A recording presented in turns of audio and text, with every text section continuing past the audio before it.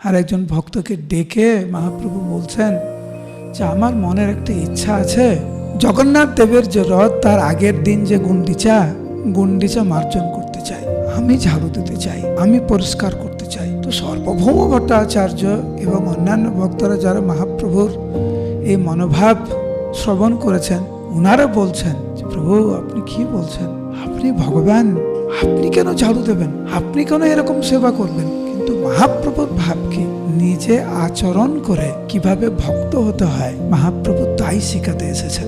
উনি যে সমস্ত শিক্ষা দিতে এসেছেন তার মধ্যে অন্যতম হচ্ছে বিনম্র সেবা।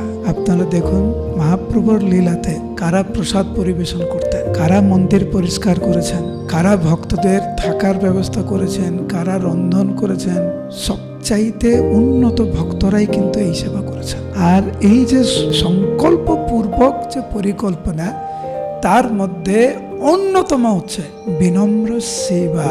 তার মানে ঝাড়ু দেওয়া, মন্দির পরিষ্কার করা, ভগবানের বাসন মাজা, ভক্তদেরকে বিনম্রভাবে সেবা করা, এইগুলি হচ্ছে এই সংকল্প পূর্বক পরিকল্পনার অন্যতম।